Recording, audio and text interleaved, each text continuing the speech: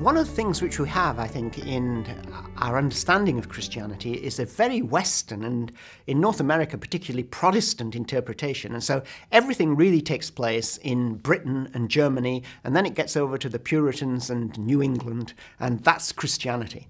And Christianity, in fact, is very much different. It's much more diverse. And there are many Christian traditions that are Near Eastern traditions. And one of these traditions that's been forgotten is Nubian Christianity. And part of the reason for this is that what Nubia is to what today we would call the Sudan, which is a Muslim country basically, except in the south there's a Christian civilization. But most of these Christians in the south are people who were converted by missionaries in the 19th and 20th century. In the north, they've been Muslim for centuries. But until the 15th century, many of them were Christian, and before that, this was a very solid Christian area. We have a sort of there was a review in the Times Literary Supplement recently where it was complaining that someone made the Roman Empire reach down into the Sudan, and they said, well, of course it didn't. And it didn't, they're true. But Roman influence stretched into the Sudan.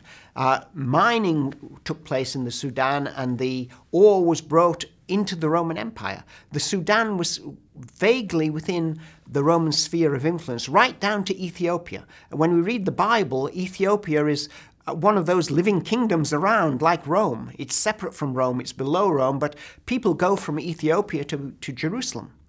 And we've forgotten this in a lot of our history, that there are these ancient Christian traditions, and the Nubians had a very strong Christian tradition for centuries. And there are cave paintings, there are cave churches in Nubia that have been excavated in the last 50 or so years that are very important and that mark an important Christian tradition.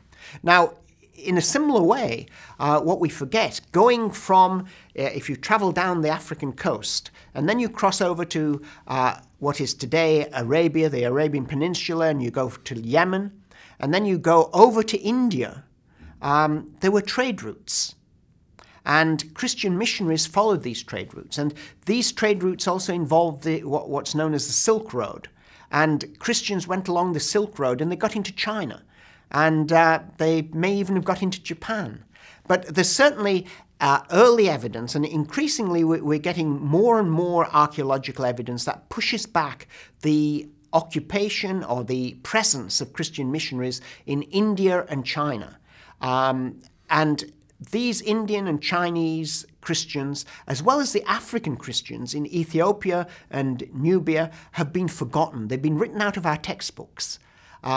Largely because of a development of history which really was the rise of Islam. Once Islam rose in the 7th century, these other Christian kingdoms were cut off from the Christian West or the Christian Europe. Because whether you call Byzantium East or West is a difficult question. But Byzantium, which is the Eastern Empire of the Roman Empire, and the Western Roman Empire were cut off from areas that they'd had communication with, where people had traveled to. And for centuries, these places were virtually forgotten. Whereas before that, in the Roman world, there was a lot of contact with India. There were trade routes. And Christianity spread along these. So Christianity from the very beginning was a global religion. And there are traditions of Christianity, particularly in India, where the Thomas Church has survived, that claim to go back to the apostles. And these are genuine Indian Christian traditions. We had a vice president at our university years ago who was an Indian, and he always liked to joke by saying that people would say to him, oh yeah, you're a Christian. When did your family become Christian? And these might be people whose ethnic background were German or Icelandic or British, and he would say, well, I'm not sure when they became Christian, but I'm quite sure it was centuries before your ancestors did, because we're from the Thomas Church, and we claim to go back to the Apostle Thomas. And if we don't go back to the Apostle Thomas, we go back to fairly close after his time, which is a long time before Britain became Christian. So, I think we forget this, and we've got to put this into context, that Christianity is a world religion, and there's a lot of things we can learn from these other traditions. And we've got to recapture this sense of global Christianity.